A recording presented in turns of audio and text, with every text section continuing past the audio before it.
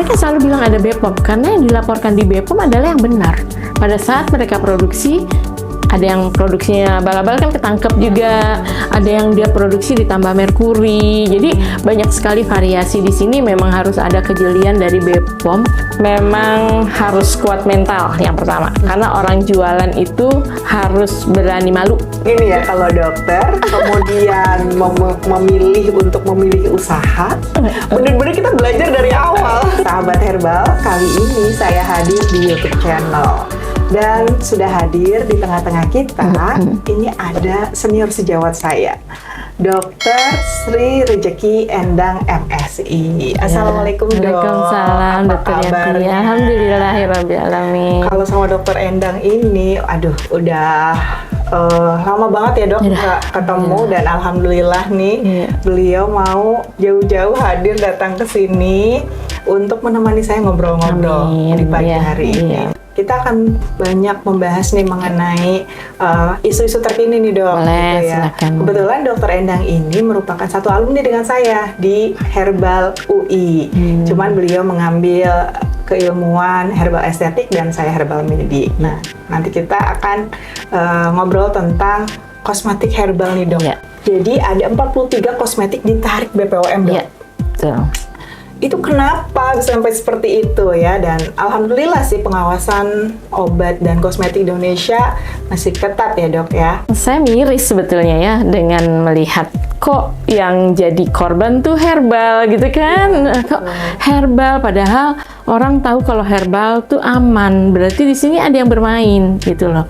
Kalau memang dia sudah masuk pakai izin BPOM, berarti sebetulnya dia aman. Tetapi yang tidak aman pada saat dia memasukkan sampelnya ke BPOM itu benar. Nah, pada saat dia produksi tidak sesuai yang diserahkan ke BPOM. Biasanya seperti itu. jahil Jadi banget nakal. ya. Di sini Nakal. banyak orang-orang nakal yang tidak sesuai dengan barang-barang yang dimasukkan di BPOM. BPOM udah jelas sangat teliti, sangat baik, sangat konsen terhadap izin-izin yang nggak sembarangan. Tetapi sesudah dapat izinnya, mereka produksinya berbeda. Makanya memang perlu.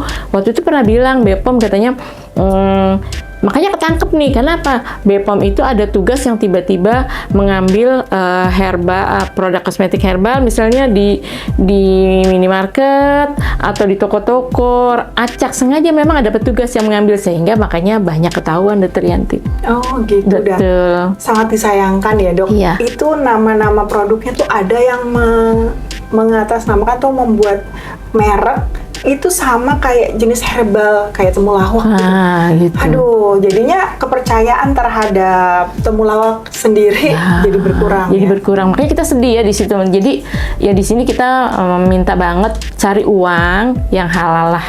Ya kan mungkin gitu ya. Betul. Intinya itu, kalau itu tuh berarti secara keseluruhan ya, maksudnya ya udahlah, jangan bermain. Kalau memang mau menggunakan herbal ya herbal murni gunakan, jangan ada tambahan-tambahan merkuri di dalamnya, jangan keluar dari yang di pakemnya ya. Jangan misalnya nggak sesuai yang dimasukin ke BPOM sama dia bikin sendiri, karena bisa. Betul. Dan Dr. Endang ini dia punya produk sendiri dari bahan herbal, dari bahan teh hijau ya. Betul. Nah, awalnya dulu gimana sih dok ceritanya bisa sampai punya skincare herbal sendiri gitu? Sebetulnya sih nggak sengaja ya, maksudnya waktu itu kebetulan ambil S2 herbal di UI dan penelitiannya adalah teh hijau untuk jerawat. Kemudian pada saat sudah selesai, singkat cerita sudah selesai produknya, trialnya ke anak-anak farmasi. Awalnya hanya 15 orang dan dicoba oleh mereka, anak farmasi dan apoteker. Pada saat mereka mencoba, mereka malahan minta lagi. Ibu, aku mau lagi dong, muka aku jadi lebih cerah, jerawatku jadi hilang. Saya bilang, oh masa sih gitu, rasanya nggak percaya gitu waktu itu. Nah terus teman-temanku mau Bu yang jerawatan, akhirnya kita bikin sampai 50 sampel untuk mereka, dan itu tuh saya rasanya senang sekali, tapi belum punya pikiran untuk mau dibuat apa. Jadi karena hasil penelitiannya terbukti ya, untuk mengatasi jerawat dan pencerahan. Alhamdulillah. Dan jadi kan muka mereka lebih cerah dan lebih bersih katanya gitu. Terus Udah gitu selesai lah, saya udah selesai S2. Sisa-sisa penelitian saya bawa pulang ke rumah. Kemudian orang-orang yang teman-teman yang dulu di apoteker itu pada bilang, Bu, kenapa nggak dibikin izin gitu kan? Kenapa nggak izin? Bagus loh Bu hasilnya. Jadi gitu. formulasi ini adalah formulasi dokter teliti dulu. Iya betul, aku teliti dulu. Terus kemudian nggak pikiran sampai 1 tahun, 2 tahun setelah saya selesai, produk saya masih ada di dalam kulkas. Kok nggak bulukan? Saking saya mungkin seneng saya lulus kok udah umur segini, udah umur 50 waktu itu. Masih sekolah, kemudian ada produk gitu kan, saya simpan di kulkas. Kok nggak bulukan ya? Kok aneh, nggak berubah warna juga gitu. Terus tiba-tiba kebetulan kan saya ada usaha perawatan wajah juga waktu itu. Ada sales yang datang, dia bilang, Ibu mau bikinin, Ibu punya ini. Saya pernah cerita gitu sama dia. Terus dia bilang, Ibu mau bikin izin BPOM, sini saya bantuin. Terus gimana itu prosesnya? Apakah sesulit yang dibayangkan untuk mengurusi izin-izin edar itu, Dok? Oh ya, yang pertama itu adalah saya mungkin nama dulu. Salesnya itu nawarin, mau bikin nama apa dokter, sini aku bantuin. Sudahlah, aku udah kasihin uangnya. Waktu itu saya kasih berapa, 1 juta atau berapa, pokoknya terserah dia ya, maksudnya bikinin gimana. Terus udah dibuatin setahun 2 tahun, nggak ada kabar. Jadi saya nggak berharap apa-apa. Betul, zong 2 tahun saya zong. Kemudian di kantor saya, kebetulan saya konsultan herbal di Kelapa Gading, di PT Unimax Power. Nah, ada apoteker. Kebetulan ada S2 herbal yang masuk juga sama saya, tapi dia di bidangnya di penelitian. Saya bilang, saya liatin dong namaku ada nggak di Haki gitu kan. Oh, itu namanya siapa? Di Haki juga. Ya, yang pertama nama itu di Haki, tapi nggak ada kabar 2 tahun kan. Jadi saya pikir ya udah, emang nggak bisa lah bikin produk gitu. Setelah saya bilang, liatin dong, aku bilang ada nama Yumna nggak? Ibu ada nama Yumna banyak, kue, cheese-stick, katanya gitu, kata temen aku. Terus Tapi kalau kosmetik? nggak tahu, dia bilang gitu, Ibu sini, lihat sendiri, katanya ininya, nama Ibu ada nggak? Logonya, kan sekalian logo dan nama Haki gitu kan. Terus pas dilihat, ada, namaku ada, astagfirullahaladzim, ini kapan munculnya? Aku bilang gitu, aku nggak pernah lihat dan nggak pernah ada yang ngasih tahu. Disitulah saya baru tahu kalau lolos di Haki namanya. Jadi ini penting ya buat yang mau memulai usaha, mengurus Haki yang pertama ya. Itu penting sekali. Sangat penting karena biasanya tulisannya yang namanya sama, tulisannya sama, nggak bisa. Tulisannya miring, mungkin bisa gitu. Jadi kita harus tahu juga dengan nama yang sama, tapi tulisan yang berbeda biasanya bisa lolos. Yang dikhawatirkan itu ketika memulai dengan usaha baru, kemudian berkembang. Setelah berkembang, ada orang yang menggugat nama mereknya karena ternyata belum terdaftar. Ini banyak kasus ya? Banyak kasus karena saya pernah juga ikut di UMKM.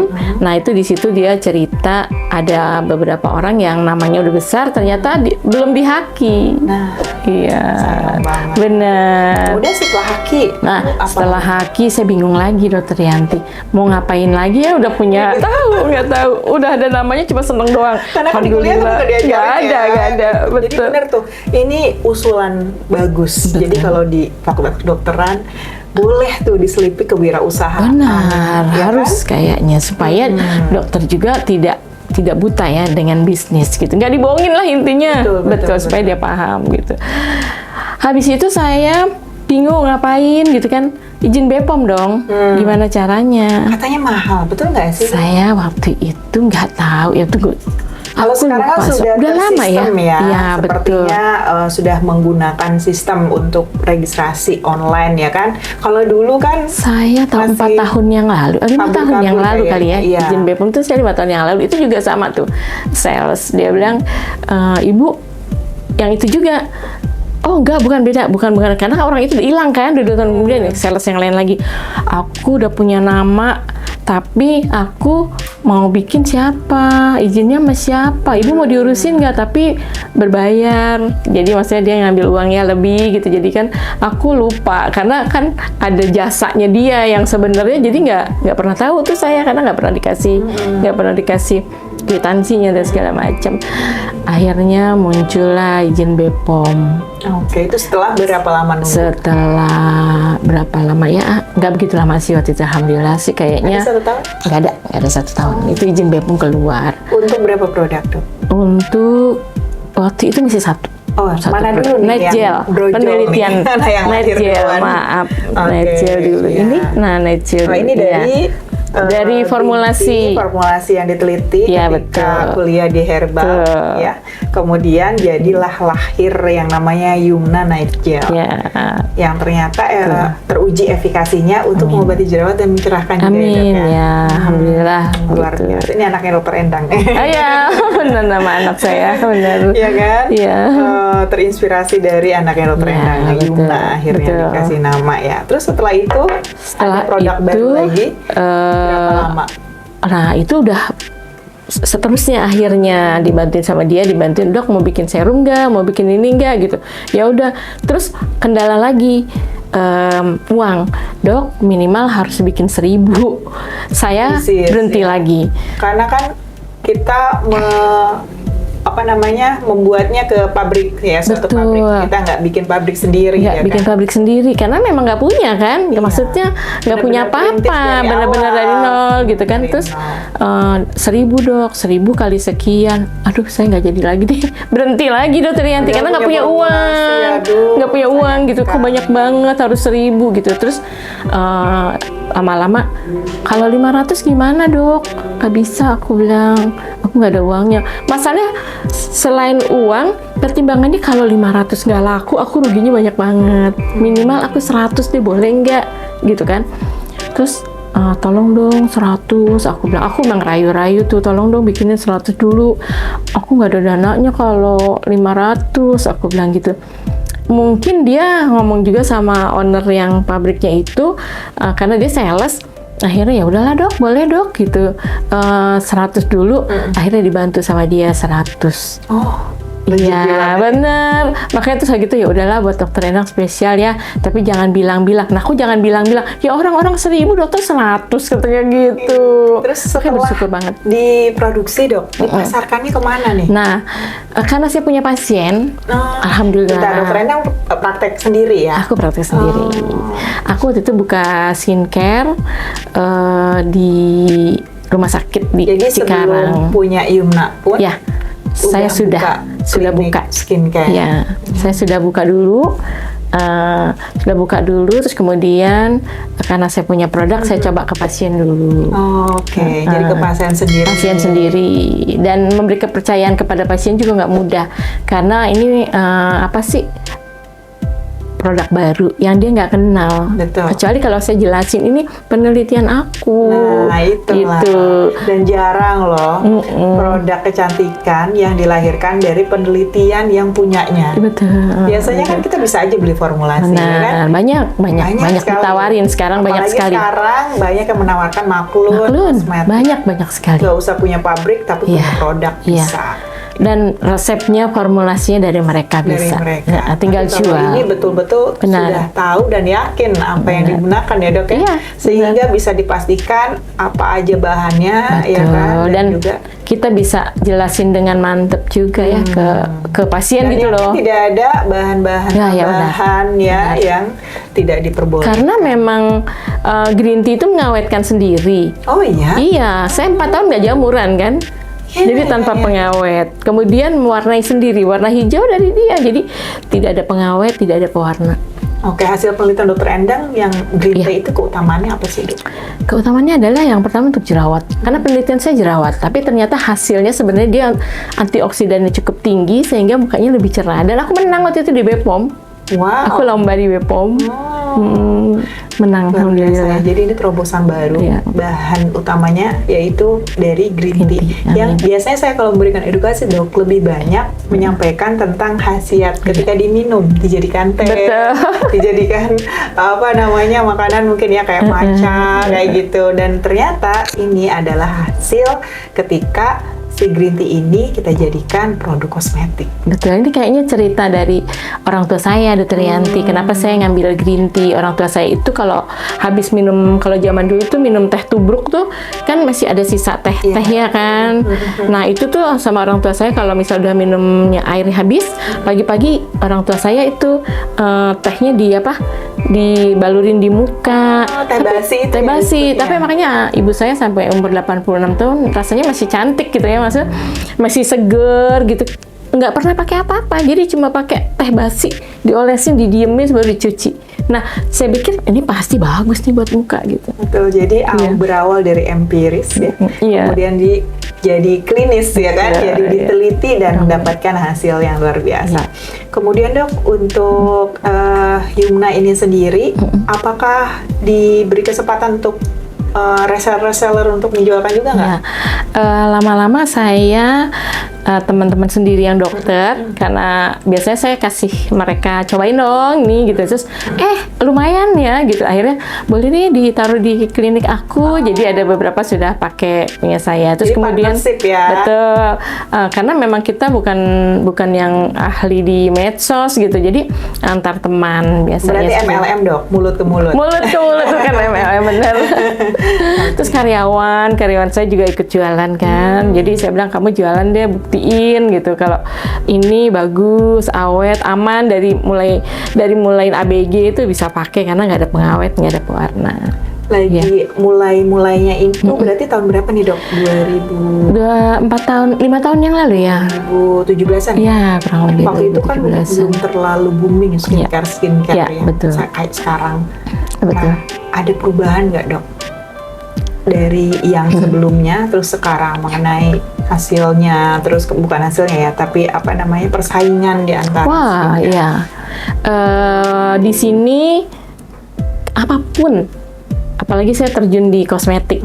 Sekarang yang usaha kosmetik itu luar biasa karena orang menyediakan maklon dengan sangat murah sehingga semua orang dengan nilai cuma 4 juta, 5 juta bisa bikin maklon produk, tinggal bagaimana dia mengaplikasikan kepada orang. Nah, di sini apa yang membuat mereka menjadi terkenal? Saya nggak punya modal untuk membayar endorsan yang artis atau yang followernya banyak gitu. Jadi kita berjalan hanya MLM, bener, mulut ke mulut gitu.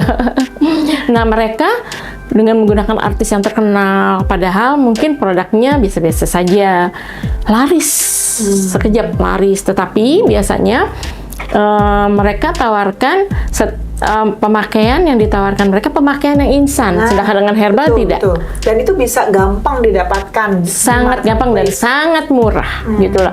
Dan anak-anak SMA bisa pakai. Sungguh kasihan saya sebetulnya karena harga murah pasti yang dijangkau oleh anak-anak remaja, anak ABG. Dan sebulan kemudian setelah pakai mukanya berubah menjadi hitam, menjadi banyak bintil-bintil yang gede-gede. Karena jerawat apa? ya? Jerawatnya. Mereka selalu bilang ada BPOM karena yang dilaporkan di BPOM adalah yang benar. Pada saat mereka produksi, ada yang produksinya bala-bala kan ketangkep juga, ada yang dia produksi ditambah merkuri. Jadi banyak sekali variasi di sini. Memang harus ada kejelian dari BPOM untuk mengawasi skincare yang luar biasa booming di sini. Orang pasti kalahnya dengan endorse dan follower. Dan biasanya pasien-pasien di Dokter Enda apa sih yang bikin mereka terus datang lagi ke klinik? Iya, alhamdulillah. Kebetulan saya ada akupunktur, Dokter Yanti. Nah, ini unik. Jadi saya ada, kalau akupunktur itu ada yang membuat pori-pori menjadi kecil, memang terus menjadi tirus Jadi wajahnya. akupunktur untuk kecantikan. Untuk kecantikan, betul. Nah, Dan pelangsingan nggak? pelangsingan gitu. Nah, ini apa namanya, membantu peresapan herbal kosmetik ke wajahnya, sehingga menurut saya adalah satu momen yang lumayan untuk membantu mereka menjadi lebih baik gitu loh wajahnya, karena dengan akupunktur kemudian ada produk gitu. Jadi satu paket ya, satu paket biasanya treatmentnya ya, akupunktur dan menggunakan bahan herbal gitu. Karena di luar sana skincare tuh banyak, tapi sekali. Bahan dasarnya belum tentu loh mengandung bahan alami, ya kan? Dan mungkin bahan atau zat aktifnya itu mereka kan sekarang orang-orang tuh pada tahu karena banyak edukasi tentang skincare ya dok. Mereka tuh paham dengan bahan aktif. Tapi yang perlu diwaspadai adalah zat tambahannya itu. Kita nggak pernah tahu. Oke lah, sekarang mungkin ada yang menggunakan bahan herbal gitu. Tapi ternyata ada bahan tambahan yang bikin muka jadi alergi, ya kan dok? Atau bahkan tambah berjerawat. Nah itu juga perlu diwaspadai juga tuh. Karena saking banyaknya yang nggak benar, yang menambahkan di luar izin BPOM, sehingga banyak kasus untuk anak-anak remaja sekarang. Karena mereka kalau kita tawarin, terus terang harga di saya agak mahal ya, tetapi kalau untuk anak remaja pasti nggak terjangkau gitu karena mahal. Anak remaja senangnya yang harganya murah, jadi yang diambil adalah yang murah. Dia udah nggak mikir kalau itu berbahaya atau tidak sama dia. Oh, aku mukanya seminggu bagus loh. Gitu. Nah, itu yang harus hati-hati. Harus curiga ya. Harus curiga. Itu penting sekali. Karena banyak kasus yang datang ke saya juga bercerita, kebanyakan mereka tuh datang lagi ke saya menggunakan herbal ini yang belum kenal tadinya tuh, setelah aku udah kenyang nih memakai kosmetik yang di luar yang lain yang instan, dok mukaku jadi begini. Gitu. Oke dok, sebelum yang terakhir nih, ada nggak sih tantangan lain yang dokter Endang hadapi ya selain tadi persaingan di mana skincare sekarang bertebaran di mana-mana, gampang kayak gitu ya? Apa sih tantangan lain sebagai seorang dokter yang juga memiliki usaha gitu? Di sini memang saya ada usaha, terus kemudian tantangan saya adalah memang luar biasa ya di luar tuh. Kita tuh jangan takut sama tantangan itu aja deh. Pokoknya apapun dalam usaha di bidang apapun pasti saingannya banyak sekali. Kita hanya bisa berdoa dan kemudian bisa berusaha dan jangan henti untuk kita terus berusaha untuk maju, itu aja. Terus menurut pendapat dokter bagaimana pandangannya terhadap kemajuan herbal nih di Indonesia saat ini? Aduh, saya seneng banget ya. Ternyata bukan dokter yang tadinya belajar kursus herbal aja, tapi sudah meningkat menjadi ada sekolah-sekolah universitas yang mendirikan sekolah herbal. Saya udah senang. Terus kemudian banyak juga yang bukan dokter juga belajar herbal, tapi benar ada edukasi sendiri walaupun dia bukan dokter, tapi juga dia belajar herbal yang benar. Jadi nggak kayak dulu kira-kira kata orang tua, kata dukun ini. Sekarang mereka belajar benar. Jadi insya Allah makin meningkat, dan saya baca-baca banyak juga yang herbal kita yang udah diekspor ke luar negeri dan menjadi asetnya negara. Kalau bisa kita semua mari kita tingkatkan herbal, baik dokter umum, dokter spesialis juga udah banyak banget sudah terlibat. Jadi jangan merem untuk dokter-dokter yang seprofesi sama saya, karena saya selalu ingetin buat yang udah spesialis, ayo belajar. Betul dok, karena mungkin sebelum-sebelumnya di periode sebelumnya atau di era-era sebelumnya yang namanya herbal tuh masih jadi fobia. Betul. Ya, herbal fobia, terutama di kalangan teman-teman medis, sejawat-sejawat dokter. Benar. Ya, apalagi mungkin dokter spesialis yang ya mungkin merasa wah ini belum bisa nih digunakan untuk terapi. Ya sebenarnya kita harus membuka hati, membuka pikiran, melihat lagi penelitian-penelitian ya, karena sekarang sudah sangat maju banyak, ya. betul. Dari mulai uji klinis itu sudah banyak sekali, dan temulawak nih dok yang sudah banyak uji klinisnya juga sekarang sudah diakui oleh pemerintah kita melalui Kementerian Kesehatan sebagai herbal Indonesia unggulan. Luar biasa. Sehingga bisa kita jadikan suatu rujukan gitu bahwa temulawak ini bisa kita kembangkan baik itu di ranah preventif ya dok, promotif, bahkan kalau sudah teruji secara klinis kenapa tidak untuk kuratif. Betul ya dok ya? Betul, sangat betul, setuju saya. Dan yang terakhir nih dok, saya mau tanya, apa sih tipsnya buat para teman-teman, terutama teman-teman dokter Ya. yang pengen memulai sebuah kewirausahaan atau sebuah usaha menjadi seorang dokterpreneur seperti Dokter Endang? Boleh nggak kasih tips? Sekarang kita memang harus kuat mental yang pertama, karena orang jualan itu harus berani malu. Nah, berani banget tipsnya ternyata. Betul, berani malu, berani nggak digubris, Berani gitu. nggak digubris. Berani nggak digubris. Kemudian jangan takut dengan lingkungan yang begitu banyak uangnya. Jadi kita mulai dari Jangan nol pesimis, dan ya. jangan pesimis. Jadi kita harus semangat. Kemudian tadi yang Dokter Yanti bilang, mulai dari MLM, mulut ke mulut. Insya Allah kita akan maju, kemudian kita akan berkembang, tetapi nggak sampai di situ juga. Kita bukan hanya sekedar dari diri sendiri, tapi belajar tentang usaha, tentang kewirausahaan. Karena saya juga nggak berhenti belajar yang ada yang cuma 2 hari atau 3 hari, saya selalu ikutin. Ya, mudah-mudahan kita jadi tambah semangat. Amin. Jangan ragu untuk memulai, ya kan? Amin. Karena ya itu awal dari, siapa tahu awal dari kesuksesan kita ya dok ya. Amin. Baik Dokter Endang, terima kasih banyak sudah menemani saya berbincang-bincang. Teman-teman, sahabat herbal di rumah pengen mencoba nih menggunakan Yumna Green Tea, bisa didapatkan di mana? Boleh di nomor telepon saya aja 0877 80 236 432. Silakan konsultasi untuk bertanya Untuk dulu. hotline-nya. Iya. Kliniknya di mana dok? Klinik saya ada di Ruko Villa Asri, Jalan Mustika Jaya, Bekasi. Oke, jangan lupa like dan subscribe channel YouTube ini, dan jangan lupa juga untuk bunyikan tanda loncengnya biar ketika ada uploadan postingan baru, video baru, bisa langsung disimak. Terima kasih, saya Dr. Yanti dan bersama Dr. Endang pamit undur diri. Assalamualaikum warahmatullahi Waalaikumsalam. wabarakatuh.